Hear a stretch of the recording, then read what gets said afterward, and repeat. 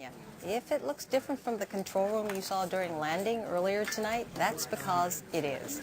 Curiosity is on Mars now, and 2 hours ago the cruise team handed over the keys to the rover to this team, which has taken over operations. So from here on out, the team that will be commanding the rover will be from this room, the Surface Mission Support Area. Hello, I'm Gay Yee Hill. We are on Mars with the biggest, most capable rover ever to go to the surface of the red planet. It's late afternoon on Mars right now, and Curiosity has been doing a little bit of work, and mission manager Mike Watkins is here with me right now to fill us in on what the rover has been up to. But first of all, Mike, why the change of venue? Well, first of all, let me say it's very much my pleasure. Given what happened a short time ago, right, it's a great night. So we're here in the Surface MSA, and the Surface MSA is the control room for surface operations, just like we had the control room where we're just watching for cruise operations. And basically after launch, while the cruise team was flying the mission to Mars, the surface team was getting ready for surface operations, practicing, learning how to operate the rover on the surface, writing new software for the surface operation, and doing all of that testing and training here in this room. And we wanted to have a separate facility so that we didn't get in the way of cruise, and cruise didn't get in the way of surface. So this team will take care of figuring out all the commands and sending those commands up to Curiosity from here on out. That's right. Everything's going to be run from this room, and we're going to be here for about 3 months. And then if we get good enough at it, we're going to send a lot of our scientists back to their home institutions, and they can do a lot of it by remote telecom and by web services, things like that. But for the next few months, we're all going to be here, all hundreds of people operating the rover every day. So tell us what we're here for tonight, the downlink. We did have a downlink during the actual landing, and this is another one. This one happened, just about now? It's about to happen now, actually. Okay. In fact, on Mars, it's probably happening right now. But basically, you know, we landed Curiosity underneath our orbiter friends, and we wanted the orbiters to relay. They had to be overflying the Curiosity landing, and so they're recording all the EDL events and then transmitting that back to the Earth, right? And that's how come we were able to hear the great commentary that Al Chen was saying, that he was reading the telemetry that Odyssey was sending. Now, Odyssey flies over Mars, or points on Mars about every 2 hours. So now it's about 2 hours later after EDL, and Odyssey's going to fly over Curiosity again. Now, Mars has rotated a little bit in that 2 hours, so it turns out that Odyssey is very low in the sky here. It's a very low elevation pass, so it's not the best for communications, but it should be good enough to give us another update on the rover health, make sure that the rover is still happy and safe on the surface, and that a couple of key events that we think are important have happened. Fire some pyro devices to release the arm mechanisms and other parts of the rover that we need on surface. Also deploy the HazCam covers, which allows us to take a little bit better images, very similar images to the ones we got down during EDL. And you mentioned that we actually have video and animation that shows the removal of the dust covers, and that's what's happening right about now. That's right. Do we have the... Okay, it may be coming or it may not. Oh. But basically we have two clear covers on the HazCam, so it may not be obvious to folks at home that the pictures that we've seen so far are actually taken through those covers. But if you look carefully, you see a little bit of dust around the edges, and that's actually dust that's been kicked up during the EDL event. It's covered at least partially obscured the view from those covers. So we get rid of those covers, and we can take those images again, front and rear. And we also have downsampled those. We've compressed those images a little bit so that we haven't seen the full quality of those photos yet. But we're going to send back a little bit higher quality photo on this pass. So get rid of the cover and send a better quality image down to the Earth. All right. I hear Jessica Samuels speaking right now, flight director, and we're going to take a break and listen in. It is a low elevation pass, and it is not necessarily expected to be a lot of data volume in this pass. We will be analyzing whatever data we do receive.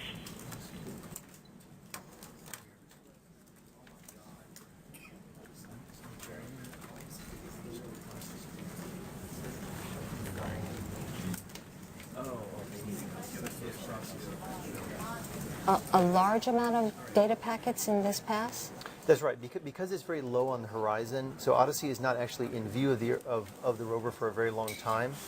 And so it could be mountains in the way. We're not quite sure what the horizon is going to look like there, and the telecommunications link is not as strong as it could be. So it's kind of a short pass, and so we're hoping to get a bit of health and safety information from the rover, some telemetry, as well as these few pictures. Now later in the mission, we're going to use higher data rates. Many of the passes are very high in the sky, and we'll get 10 times more data in later passes than we're going to get on this first early pass here.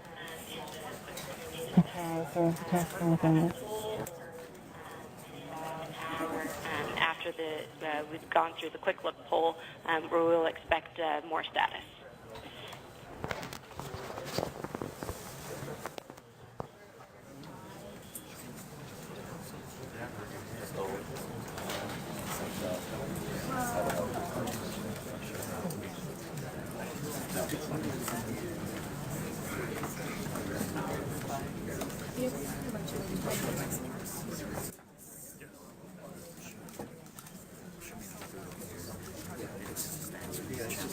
There was 11 minutes. So we should start seeing Odyssey turn back. No, because their pass was 20 minutes, so they had to keep their radio on for 20 minutes. Well, we're going to let Mike step away from the table for a bit and go check in on the status of this downlink. Yeah, I'll be right back in just a moment. I'll be right back. Just check in.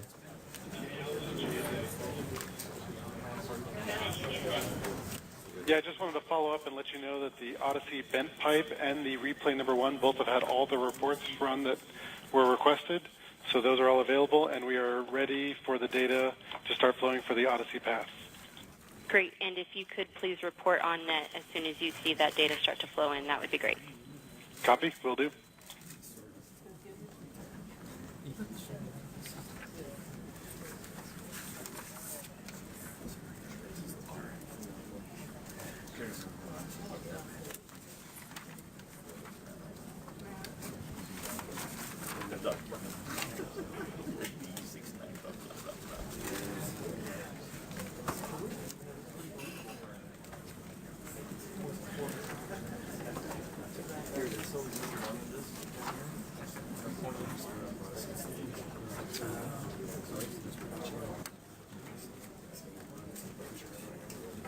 We should have.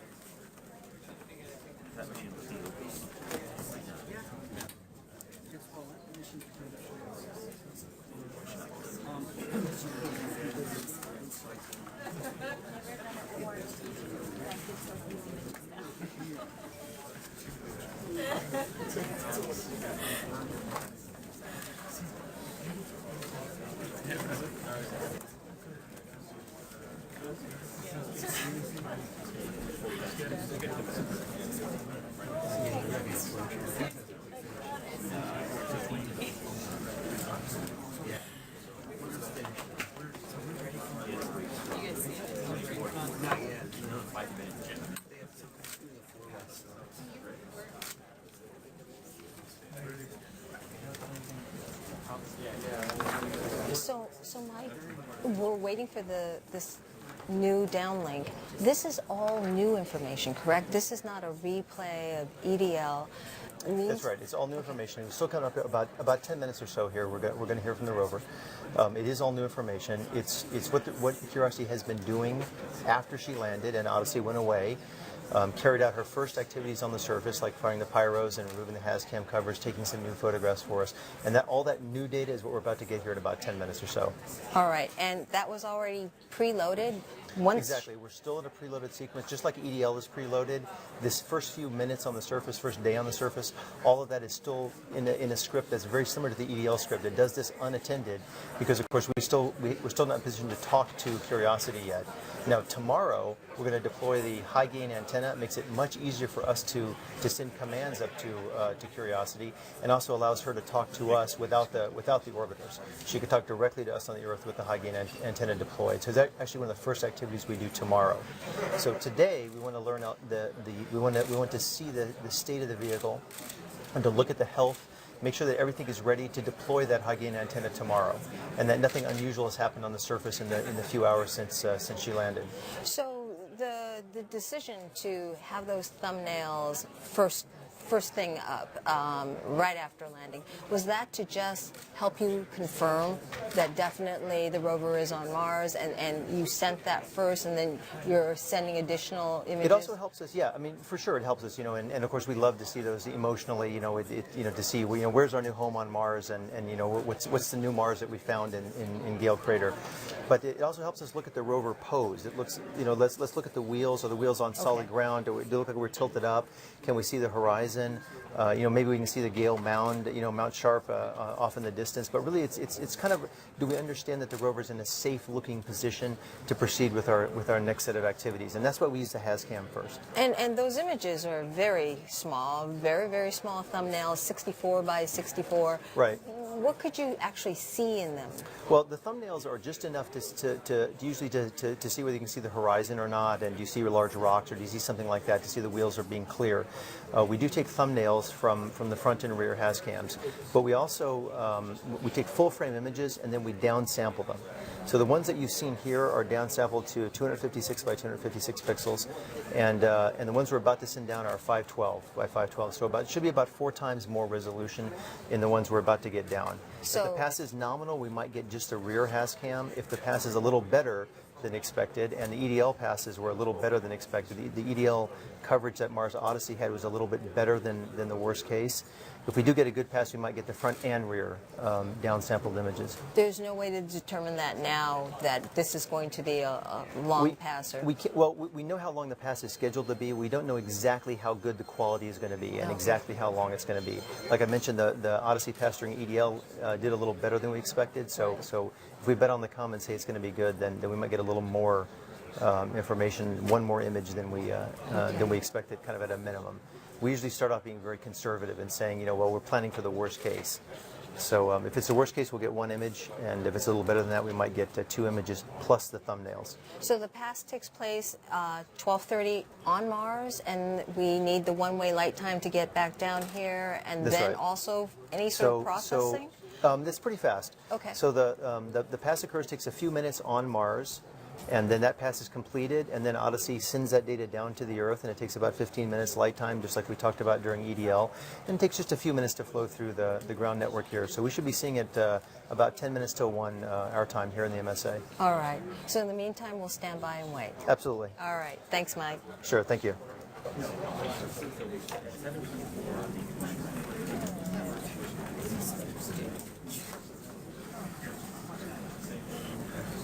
Okay.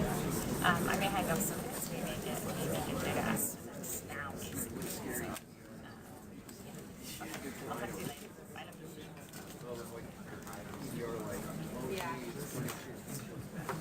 The Meads catastrophic. Yeah, I hate it. Warning high, you guys is catastrophic. Yeah, it's not okay with me.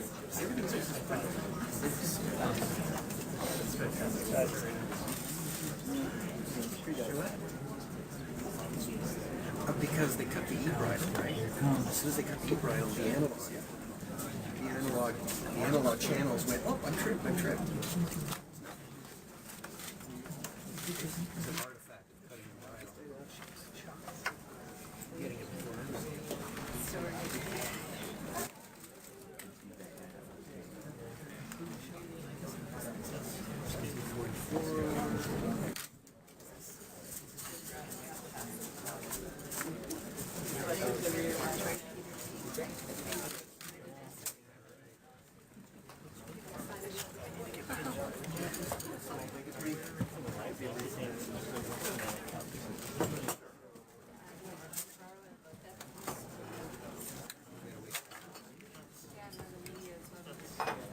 So, Mike, I see some activity here in the MSA, some sort of handing over, maybe like a baton. What's going on? Okay, so these missions are kind of long missions, and the cruise team has been counting the days down till they're off, and they can turn the mission over to us. And each day at the project status briefing, let me let them talk here for a second.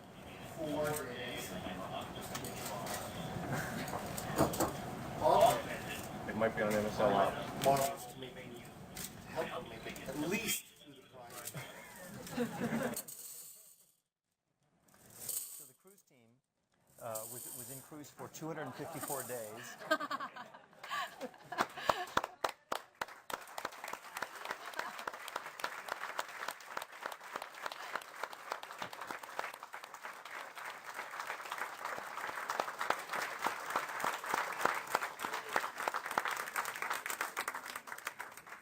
And to count Soul Zero, Soul, or BBL. We start you with 1. This is great. Thank you. So the cruise team is flying Curiosity on this way to Mars. For We 254 very much days. look forward to keeping the tradition. Thank you for bringing us this tradition.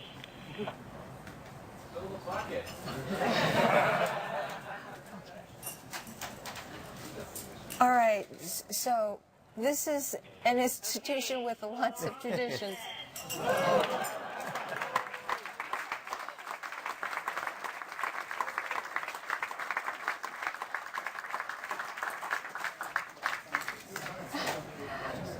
Okay. So the cruise team was flying Curiosity on its way to Mars for 254 days, and each day at the end of the day, to celebrate another successful day of getting to Mars, they would move a marble into this pot, and so they've completed that now, and they got all the way down to had no marbles left on EDL night, and they brought those over. Plus all the rest of the days that are in the surface mission, 667 sols on the surface mission. So they got rid of not only their cruise marbles, but we have enough for almost 2 years on Mars here. So you'll have a lot of marbles. That's right. So we'll continue that same tradition of having our flight director remove one each day to count down to the end of the mission. A new tradition for JPL. Peanuts and I marbles. think kind of a nice celebration of the handoff from our fantastic cruise team and EDL team to the surface team. Very nice. All right, we'll go back to the room. All right, thanks.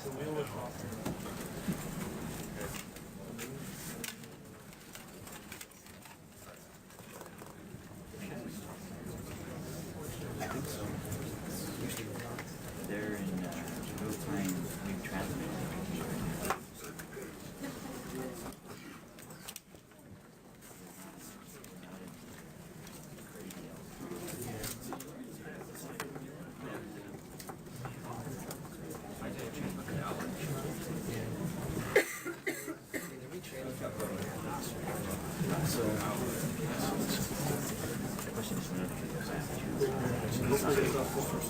Give it a few minutes. Slow updates here. Even show the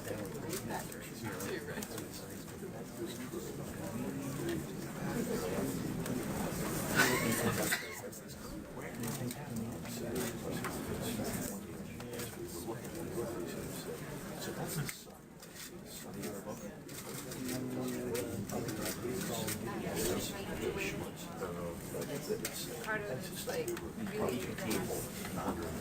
Can you hear me and wait until the official time that Odyssey says? Oh, what did they say? What's it? Oh, 50 seconds?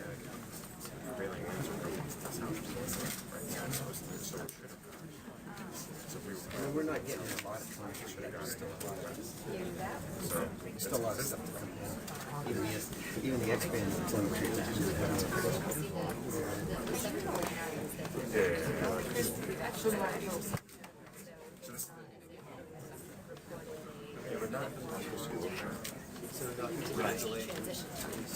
Yeah, that's what I'm. So it's Trying to see if we should get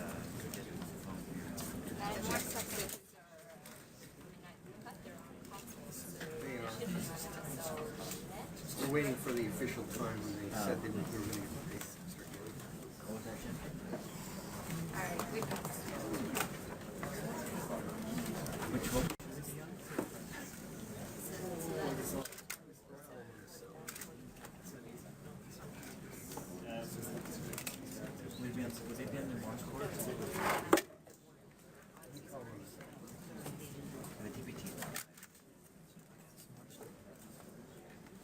This is MSL Telecom. Sorry to bother you. Hey, sorry to bother you. I'm just wondering if we're kind of expecting to see our first overflight UHF relay data coming down about now. I was wondering if you had any knowledge. TDL, we have data. Just starting to see.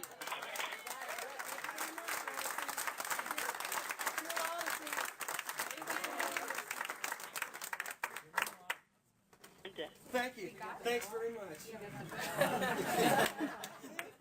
You call, you get results. That's what we There it is. 47.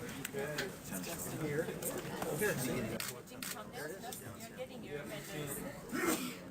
Okay, we're getting image data. Yep. Science. DPT science. Excellent lock. What are you showing? Oh, there it is. Minus 150. Oh, they're playing it back. Yeah. Look how this is old. This should be close. This should say close. It's a good, nice job. Now they're calibrations. Well, excellent. Turkey lock. Look at the data. FID 47 coming in.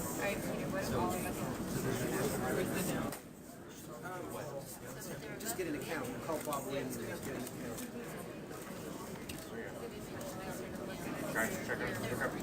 Okay, we're looking right into the sun here. You can see the rear. This is the rear HazCam.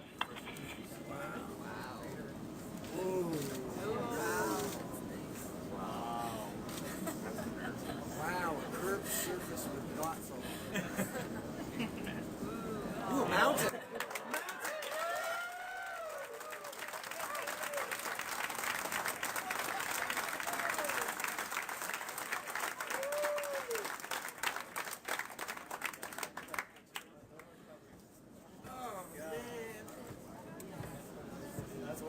That's a mountain, all right.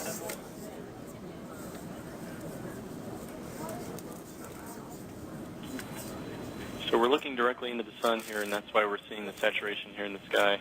You can still see some dust on the lens itself, but everything else looks pretty good. You can also see a ridge out here on the horizon. So we'll keep waiting and hope for the front HazCam to come down. And just this is with the covers deployed. So the rear has successfully survived the pyro firing event.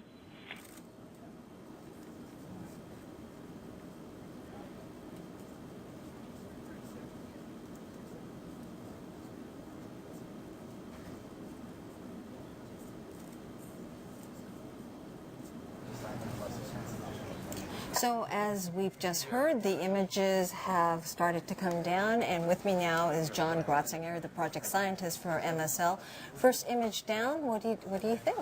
Well, it looks great to me. Beautiful sunset on Mars there, looking out the rear HazCam at what probably is the crater rim, Gale Crater Rim. Yeah. And we should get the front HazCam. We know it's rear HazCam because it's got the wheel in it there. So Yeah. is this a different exposure? Ah, okay. So you can see there's flat plains with some gravel in there. And so this is much better resolution, more pixels than the first set of thumbnails that we got at landing. And this is without the dust covers. So I got the dust covers off, so you don't have any of that schmutz on it there. And and what you can see now are all the pebbles that are out in front there, next to the wheels, flat plane. It looks flat because these HazCams, they have a type of lens that makes everything look a little bit more smoothed out, but it's obviously a flat place right in front of us there. And then looking towards the sun there, those hills in the background should be the crater rim. I'm just taking a guess right now.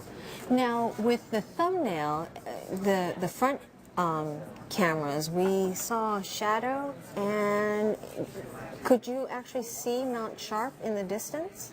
Well, I think we're still waiting. I haven't seen one yet. That's what we're hoping for, is to get one from the front. Well, we should get front and rear, Okay. both with the dust covers off. Well, definitely the resolution's much better. Oh, it's very, And- very, very nice. And you can see, it's sort of the typical kind of a view that you get when you land on a Martian landscape many missions before, where you see these, what are probably windswept plains with lots of gravel, large chunks of rock there, and they're sort of glinting, so they've probably been polished by the wind and carved into facets. So if this is the rear cameras, which direction is the rover pointing then? Is it pointing towards the mountain, or could you tell? Well, we're waiting to see the front HazCam to that's how know you that know. for sure. But Okay. yeah, we think so based on the images that came down with the dust covers on. It looked like we had a sense that the front HazCam might have the rover oriented looking towards Mount Sharp. Okay. Let's stand by and hear some. Go around and get the full quick health look assessment from each of the subsystems. But congratulations, everybody. It looks like we've started executing Sol Zero, and we've got some nice new images to look at on the surface, and great job. So, thanks.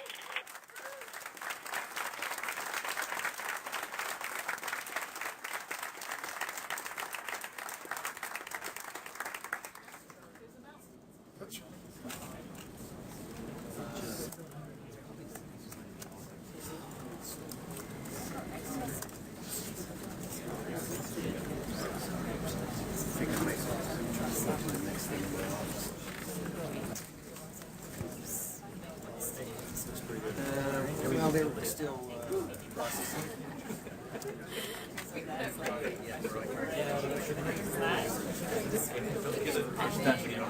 Yeah, I was just over there. Okay, I'm going to go through my office.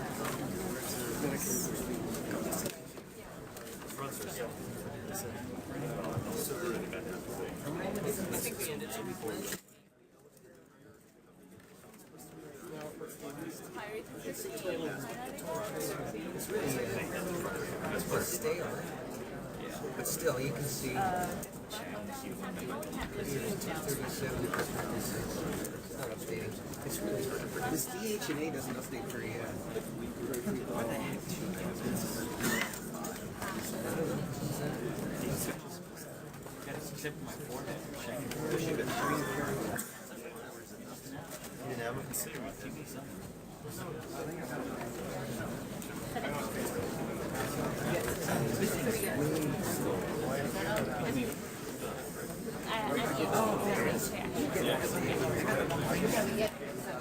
What are you using?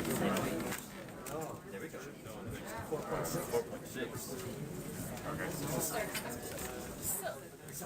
You only lost one spot feet. We think it's 4.6. Total volume, frame size 5.12. 5.12. That was a lot more. Wait, you say 5.12? What's that? You would have known that.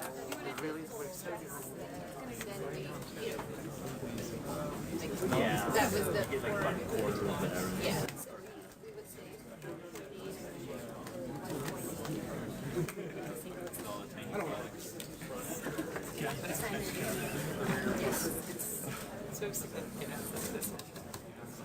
It's all working. You were right. I'm never not going to listen to you before you said it was going to work. I did? Yeah. You said me too. That doesn't sound like me. No, you said I'm all typed.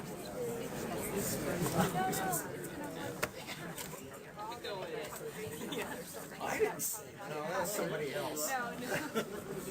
No, I'm way more pessimistic. Here it is, PM. You got it? That's it. Yeah? Those are the drop-outs. Carry-on. That's the carry-on. Listen, remember what my first was? Yeah, exactly what it is. You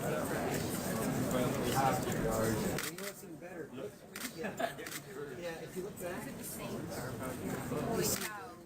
when I did the descent stage, the descent stage was the Monaco. Yeah. So I assumed conservative, right? But it came out a lot better. We didn't see any dropouts. We didn't go through any nulls in the descent stage Monaco. We stayed right in lock the whole time. You see? Now we can. This is where they start accusing Teller of too much work.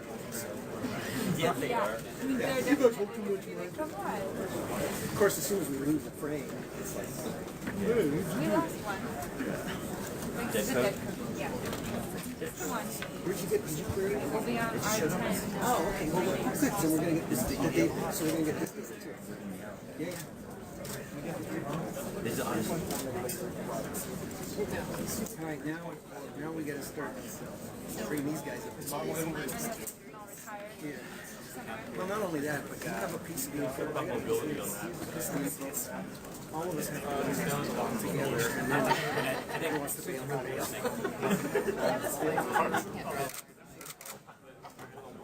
We can Then you feared.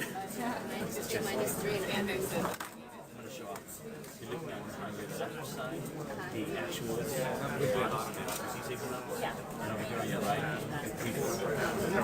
It might actually be a little scary to scoop. Yeah, it's got a big chunk. There's a. It's better than the Pedic, because the Pedic we had to be conservative.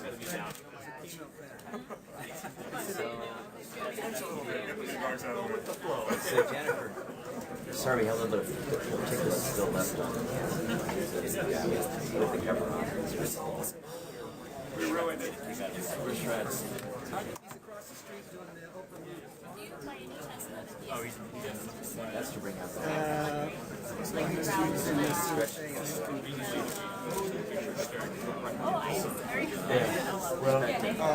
like he knows. knowing our tactic. I wish we could sit through it.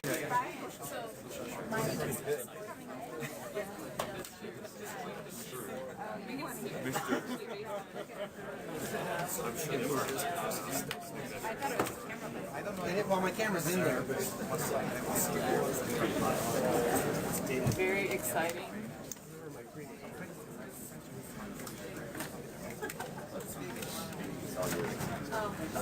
Okay, Turn the volume up on this. John, we're going to go ahead and take a look at this new image. John, you see this one with large horizontal image. So this is a new image they just sent down.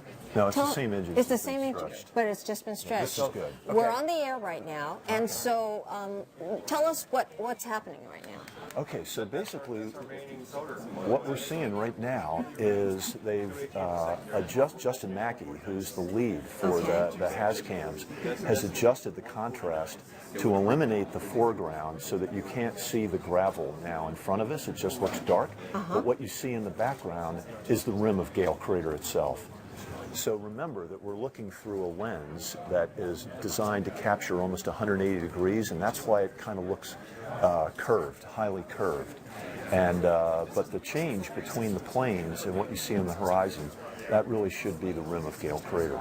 Looking at Gale Crater. Yeah, and that should be approximately looking in the direction from which the alluvial fan is that we're so excited about that, that you know we may have come close to landing on. So that's the target. That's the. Well, so that's that's looking in the direction that we'll drive away from. Okay. But it's a spectacular view because you can see that we're inside of this humongous crater. So our understanding is that we've gotten this one large image. It's 5 by 12, 512 by 512, but we will not be getting any large images like this evening. I think the downlink is The downlink is over. All right. So we still have a few thumbnails that came down with this, but this will be the most spectacular image that we'll get. So it appears that most of this downlink is devoted to information about the health and safety of the rover then. That's right, and that is the top priority at this point. We want to get down that engineering data so we know how Curiosity's doing. Well, that's still a spectacular image. It's awesome. All right, and it has been an awesome night. So thanks for joining us, John. That wraps it up for our coverage for now. It's about, gosh, pretty late, 1 a.m. in the morning here in California. And 3:05 on the East Coast, so a lot of tired folks here. We will be back on the air on NASA TV tomorrow morning with a news conference at 9 a.m. Pacific time. This has been one heck of a night for all of us here, and we can't wait to follow our curiosity on Mars. Have a great evening. Good. I'm sorry. You were talking, and I just like told him.